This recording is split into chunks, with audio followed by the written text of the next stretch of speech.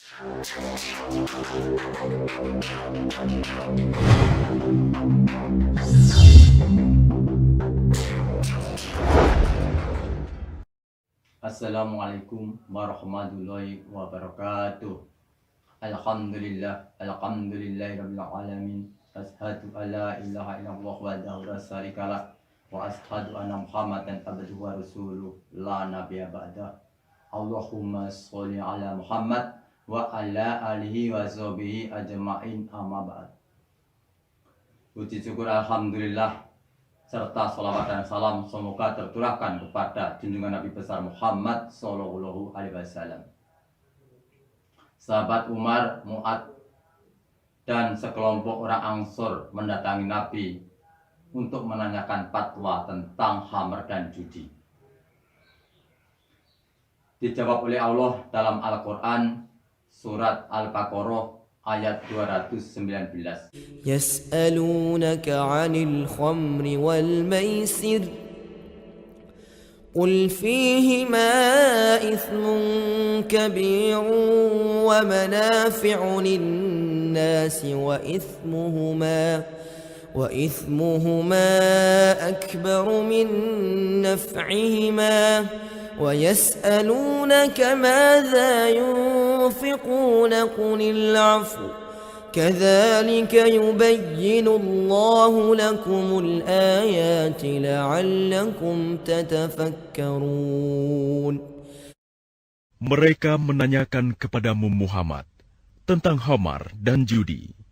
Katakanlah, pada keduanya terdapat dosa besar dan beberapa manfaat bagi manusia, tetapi dosanya lebih besar daripada manfaatnya. Dan mereka menanyakan kepadamu tentang apa yang harus mereka infakkan. Katakanlah, kelebihan dari apa yang diperlukan. Demikianlah Allah menerangkan ayat-ayatnya kepadamu, agar kamu memikirkan. Khamr adalah minuman atau segala sesuatu yang bisa memabukkan. Pada saat ini bisa digolongkan narkoba. Memang narkoba itu bisa berguna dalam dunia medis dengan dosis-dosis tertentu, dipakai untuk terapi dan anestesi. Pada saat pandemi COVID-19, kita dipaksa untuk tinggal di rumah, pembatasan sosial, PSBB, menyebabkan banyak orang terkena penyakit cabin fever, yaitu emosi atau perasaan sedih yang terjadi terlalu lama diisolasi di tempat tertentu atau di rumah yang tidak berhubungan kepada orang lain, menyebabkan rasa bosan, mudah tersinggung, lemah, lesu, sulit bangun tidur, tidak berkonsentrasi, tidak percaya kepada orang lain, dan depresi yang cukup lama. Hal ini bisa menyebabkan orang terjerumus dalam pemakaian penyalahgunaan narkoba. Seperti yang terjadi di Iran. Dia minum alkohol yang berkeinginan supaya bisa membunuh virus COVID-19. Alhasil dia tewas sebanyak 728 orang. Itu namanya sudah kebacut, ora kena ditutut. Sudah terlanjur meninggal, tidak bisa hidup lagi. Pemerintah, MUI, Muhammadiyah, dan NU menghimbau dalam pencegahan COVID-19 ini, dihimbau masyarakat tidak menggunakan narkoba dan merokok. Untuk itu kita harus mempunyai pencegahan yang terbaik, the best preventive. Yang pertama adalah bertauhid kepada Allah. Qul huwallahu ahad. Katakanlah bahwa Allah itu esa. Iyyaka na'budu wa iyyaka nasta'in. Hanya kepadamu ya Allah kami menyembah, dan hanya kepadamu ya Allah kami mohon pertolongan.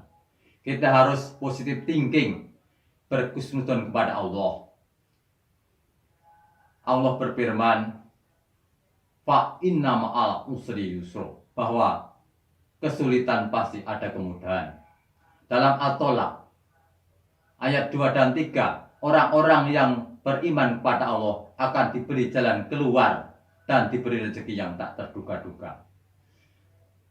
Dengan tauhid inilah hati kita akan tenang, kita tidak akan sedih sebagai kejadian apapun seperti ujian pandemi ini. Kita tetap ingat dan dekat kepada Allah, insya Allah Allah akan menolong kita, hati kita akan tenang dan tetap bahagia.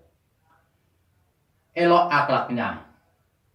Hidup di dunia ini kita harus berakhlakul karimah seperti yang dituntunkan Nabi Muhammad, bahwa agama Islam diturunkan adalah untuk memperbaiki akhlak.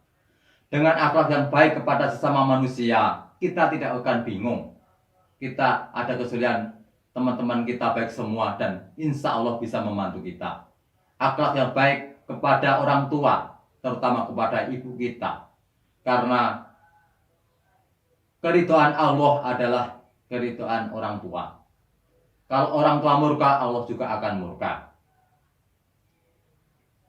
Insya Allah, kalau kita berakhlakul karimah, kita mengingat dosa-dosa kita terhadap orang lain, kepada ibu bapak kita cepat minta maaf, dan insya Allah hati kita akan tambah tenang. Yang ketiga adalah sukses.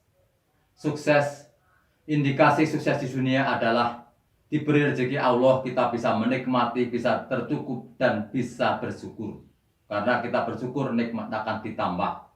Apalagi kita harus bisa membawa rezeki ini ke akhirat, yaitu dengan sedekah, infak, sedekah, dan membayar zakat.